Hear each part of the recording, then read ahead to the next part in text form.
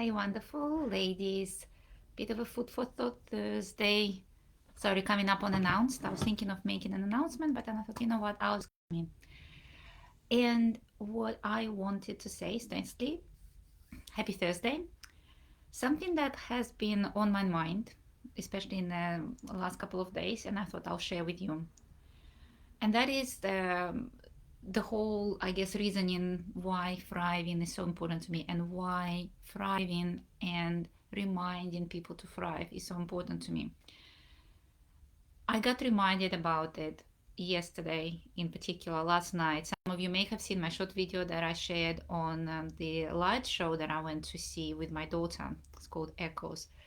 And it was really captivating. I was just absolutely mesmerized. But what it reminded me of is the different times in my life where I would be going to places and I couldn't quite feel. Yesterday I could really feel the sound, the colors, the joy. I was really, really feeling it.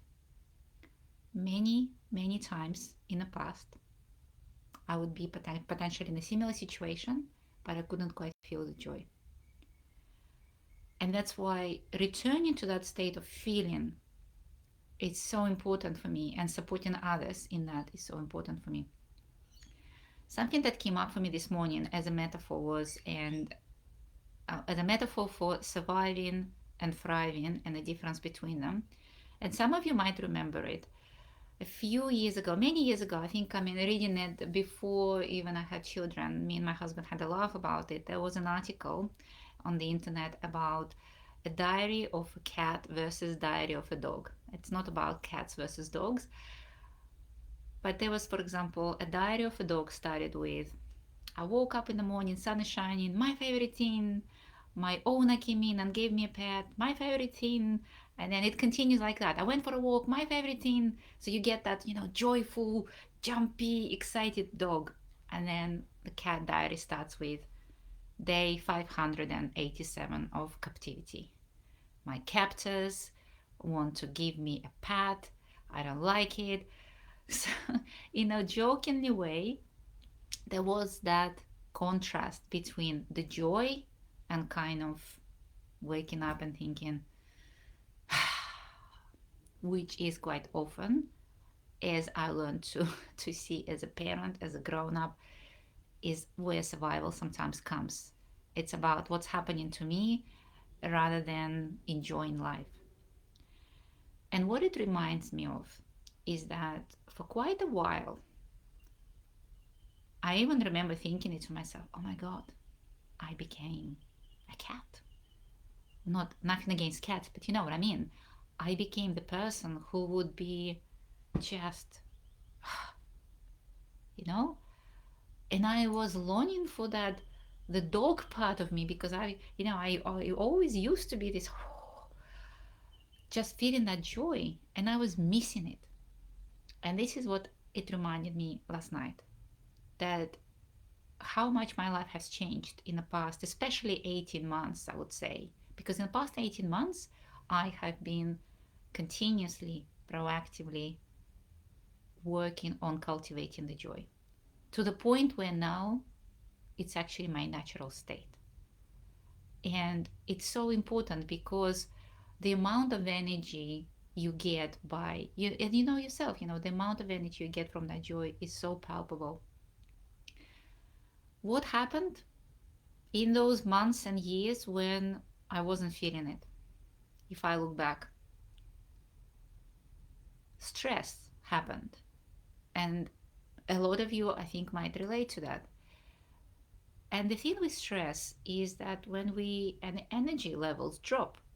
So, and the thing with that is that when we are functioning from the low amount of energy, it's much higher to come up to rising. Actually, I found a visual for you today. I know I sometimes mentioned the visual of a jar, but if I look at this candle bottle as my reservoir for the energy, and I know, so right now it looks quite full, but if we look at it from a perspective, and this has been also confirmed by scientists, that if we are too low on energy, we are not able to transmit emotional states like gratitude, like joy, because they require high vibration. It's all proven now by physicists that we emit electromagnetic field, we emit vibrations when we go through certain things. The lower vibrations would be the lower range of emotions, such as shame, guilt, aggression, anger. The higher the energy, the higher it is. But it also requires our energetic state, because and that explains it. So say if you are quite depleted, even if you are going through a particular happy moment right now, but energetically you cannot get to this level to experience it. It's too hard. It's too hard to do so. And this is exactly what was happening to me. So imagine that for many years I was in this state because I was depleted. I had a very stressful job, but it was also, I was allowing that stress happening to me, and you can see that I'm speaking quite calmly about it. This is me practicing acceptance, because I accept that I was letting certain things affect me in a certain way. And the thing with stress as well is that the effect of the stress takes you out of the present moment. And this is one of the reasons that we cannot experience joy when we are so depleted and affected by stress, because you might be physically present in the moment, but you are not present in your mind. And I can maybe give you a couple of examples that maybe some of you might relate. I clearly remember being in situations where I am not at work, at my old job in logistics. I would be with my kids, but my mind would be either scattered around what I needed to do, or I would just blank out, or I would just feel, and I feel guilty that I cannot be there. I cannot give all of my emotions towards kids because I don't have them. I was so low on my energy. Another thing I can remember was going to concerts and feeling like I'm not really experiencing the joy. I remember in particular there was John Bon Jovi concert. I had been looking forward to it. We went together as a group of friends, and in the middle of the concert, I'm sitting there thinking, I am not feeling it, you know? I can hear the music, I can see the lights, I can see the energy around it, but I just wasn't feeling it. It's like I had a bit of a shield around me. And I don't know, maybe some of you can relate to that. That's because I was here. How can I experience the joy fully if I'm not able to get there? And the thing is with the jar, you cannot just fake it, right? You can't just you can't have your level here and then have an empty space there. It doesn't work like that. So energetically we need to continuously filling in. But there are a couple of things that we need to do in order for us to increase our energy levels. Yes, it's about filling your cup, and I know I remind you and I try to support you on that. But one very important thing is to recognize what is draining you. What is draining you? Because drainage, it's like having holes in your jar or having like extra leaky taps. If the taps are leaking, doesn't matter how much water you or how much energy you're putting in, it's gonna drain. So it's important to recognize what is draining you. Acceptance helps to close the tap in a way. Work with kindness and compassion.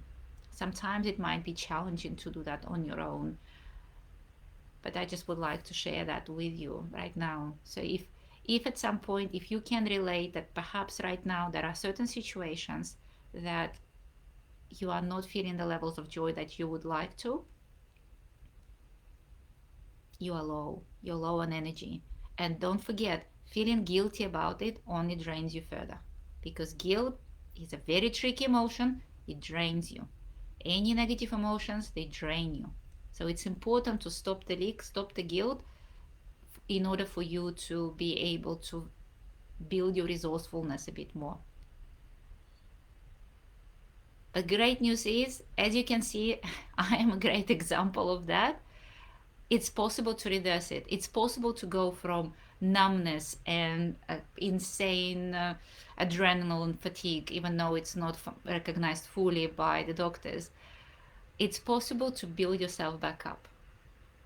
I've done that.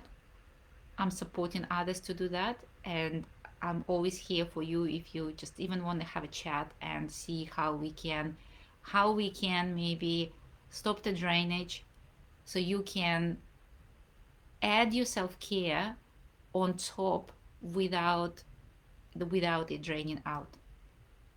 So here's what I wanted to share, why it's so important, because we all deserve to live the life full of joy.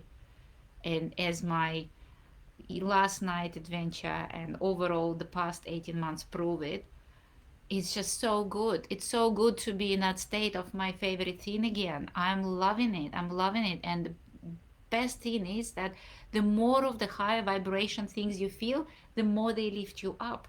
And this is how we become limitless, because if you know how to tap into your joy and just adding on and on and on, no one can stop you. No one. So here's my message to you: to find your thrive, because you deserve it and because life is just so much better with it. Have a fantastic, fantastic day. I'm always here if you want to comment, if you want to send me a message. Let's have a chat and enjoy your Thursday.